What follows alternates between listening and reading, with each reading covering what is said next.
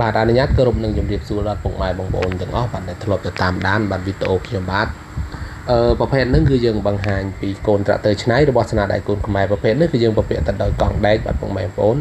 យើងពាក់កង់ដែកបាទគឺយកទៅជូនភ្ញៀវបាទនៅខាងខេត្តកំពង់ចាមពុកម៉ែបងប្អូនប្រភេទហ្នឹងគឺយើងដាក់លើឡានហ្នឹងឡានត្រឹម1តោន4បាទ1តោននេះហ្នឹងគឺដឹកបានទេបាទពុកម៉ែបងប្អូនអានេះគឺមានផាលមានអនាស់កង់ដែកអីគឺភ្ជាប់នៅនឹងមួយឈុតបាទពុកម៉ែបងប្អូនប្រភេទហ្នឹងគឺយើងមានដេប្រភេទហ្នឹងគឺប៉ងមួយទេពុកម៉ែបងប្អូនមានដេមានអត់បាក់វៃទេអាហ្នឹងគឺយើងអត់ចាំបាច់រវៃហត់ទេអាហ្នឹងគឺយើងមានដេមានអីស្រាប់ពុកម៉ែបងប្អូនប្រភេទហ្នឹងប៉ងមួយម៉ាស៊ីនកម្លាំងម៉ាស៊ីនរបស់វាគឺ15សេសបាទពុកម៉ែបងប្អូន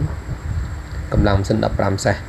មានពុកម៉ែបងប្អូនណាតម្រូវការអាចតាក់ទងមកសាកសួរបានឬក៏អាចក៏មកបានជាប្រភេទហ្នឹងជាលក្ខណៈគ្រួសារយើងប្រើស៊ីប្រេងតិចបាទពុកម៉ែបងប្អូនបាទខ្ញុំបាទអត់មានអីច្រើនទេបាទសូមអរគុណពុកម៉ែបងប្អូនបាទ